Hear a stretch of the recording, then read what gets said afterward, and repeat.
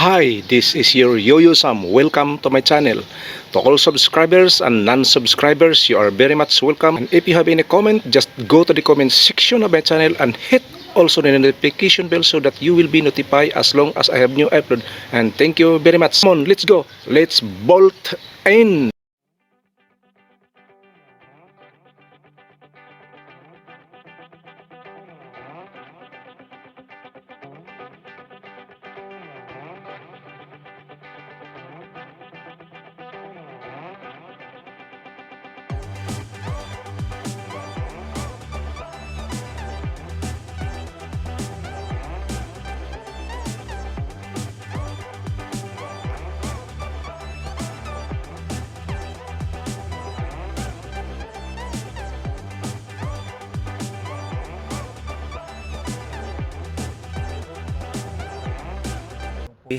Yung puno kulay green, almost 1 feet and 6 inches na to ang haba nito. Yung dahon ay half inch na siya ang lapad, ayan, half inch na siya, at saka kulay green.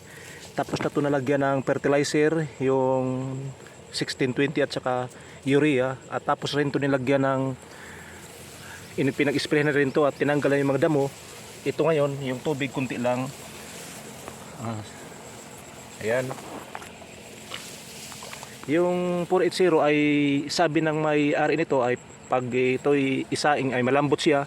Hindi katulad ng ibang palay na medyo matigas. Yung 480 naman pag namunga ay parang nagkumpul-kumpul at marami to siyang aani sa isang hektarya, sabi nila. Sabi ng may-ari dahil nakasubok siya nito. Sa ngayon ito ay ang nito, almost month na siya, 1 month na ang nito, edad mula sa pagtanim ng palay nito, pagtanim nito.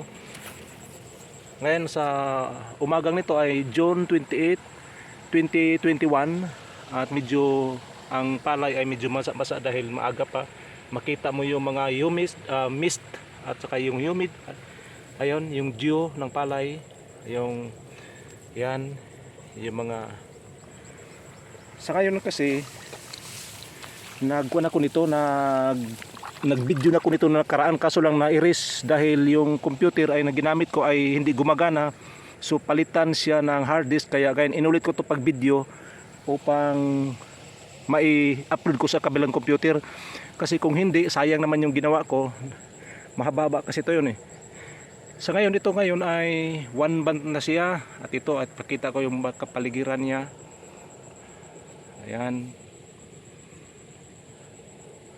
Kunti lang daw ang yung tubig nitong ilagay kung ikaw ay magsaing nito, at okay na siya, malambot siya kainin, at saka good for 3 months lang din ito siya, ang palay na to. Yun ang sabi ng nagtanim nito ngayon. At saka yung puno naman ay para ng lemongrass, ako dumadami na siya. Ayan. At saka yan, medyo walang ngayon, walang damo dahil tinanggalan na, at saka yung tubig ay katamtaman lang, hindi katulad sa ibang kuan na marami. At saka walang kuhol nakikita rito dahil tinatanggalan ng kuhol at saka inisprehan na para sa kuhol. Yan. Ito yung variety na 480 kasi yung isang kuan ko ay nag-request na yung sa 480, kaya mayroon kasi rin na in-upload ko yung Red Rice 18. Ito ngayon ang 480. Sa umagang ito yung gawin ko na vlog, at pinagkuhanan ko lang to dahil nagkukuha ako ng kangkong o water spinach dahil pakain ko sa aking alagang rabbit.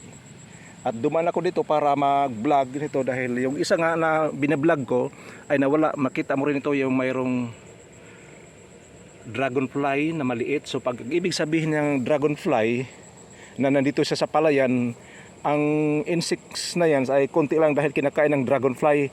So hindi na kailangan pa mag-spray kung ano-ano pa rin. Mayroon din siyang ladybug na kumakapit. Yung ladybug naman yan ay hindi yan siya salot dahil hindi ba siya nakapagsira ng palay. Yung nakasira ng palay yung puti na butterfly, yan yung sumisipsip ng nutrients. Ito ngayon kasi tapos na nagkuha na ng fertilizer, marami na nutrients pero naagapan para hindi pumunta yung puting butterfly. Nilagyan siya ng spray good for sa para lang talaga sa butterfly ang ini-spray nito.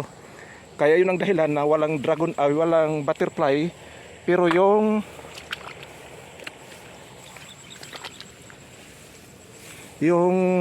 dragon pala ay nandyan kasi.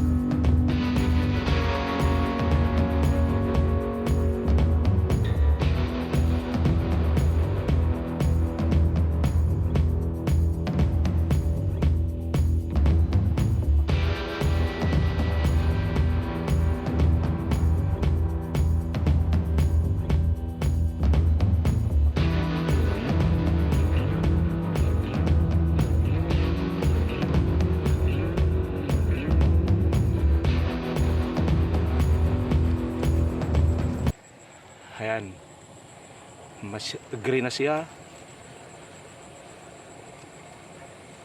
Yung palay, ayan, ipakita ko yung kabuuan.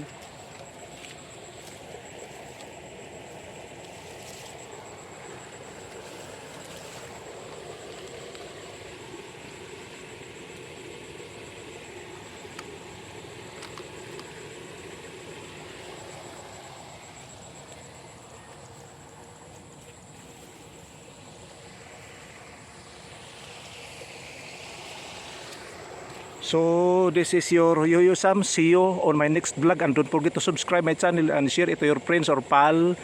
God bless us all and be safe everyone. Bye bye.